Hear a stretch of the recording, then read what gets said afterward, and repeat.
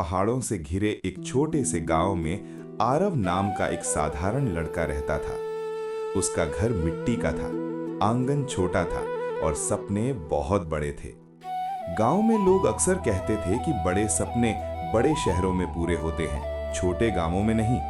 लेकिन आरव का दिल इन बातों से छोटा नहीं हुआ। आरव को चित्र बनाना बहुत पसंद था। वो हर सुबह सूरज निकलने से पहले उठता और नदी किनारे बैठकर आकाश के रंगों को अपनी कॉपी में उतारने की कोशिश करता। उसके पास महंगे रंग नहीं थे, सिर्फ कुछ सस्ते पेंसिल और पुराने कागज थे।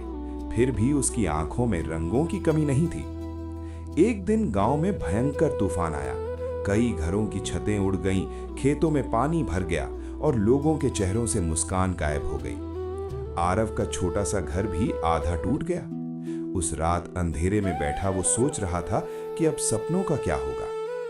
उसी समय उसे अपने आंगन में हल्की सी आहट सुनाई दी।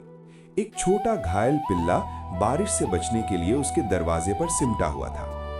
आरव ने उसे उठाया, अपने गीले कपड़ों से ही उसे सुखाया और अपने पास बैठा लिया।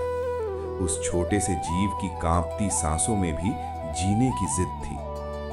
अगली सुबह जब सूरज बादलों के पीछे से निकला, आरव ने देखा कि पिल्ला फिर से खड़ा होने की कोशिश कर रहा है। गिरता, संभलता, फिर उठता। उस छोटे से प्रयास में एक बड़ी सीख छिपी थी।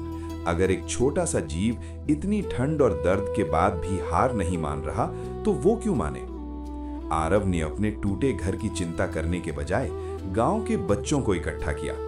उसने दीवारों पर रंग भरने शुरू किए। टूटी दीवारों पर उसने इंद्रधनुष बना दिया। गीली सड़कों पर फूलों की आकृतियां उगेर दी।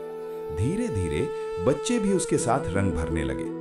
जहां पहले उदासी थी, वहां अब रंगों की चमक थी। लोगों ने देखा कि जिन दीवारों पर दरारें थीं, वहीं अब उम्मीद की तस्वीरें थीं। आरव के चित्रों ने गांव को ये याद दिलाया कि तूफान घर गिरा सकता है, लेकिन हिम्मत नहीं। उसके छोटे से प्रयास ने पूरे गांव में नई ऊर्जा भर दी। कुछ महीनों बाद वही गांव जो कभी उदास था, अब अपने रंगों के लिए जाना जाने लगा। बाहर से लोग आने लगे। बच्चों को चित्रकारी सिखाने के लिए आरव को बुलाया जाने लगा। उसका सपना बड़े शहरों में नहीं, अपने छोटे से गांव में ही खिल उठा। और वो पिल्ला जो कभी कांपता हुआ आया था, अब हर सुबह आरव के साथ नदी किनारे दौड़ता था।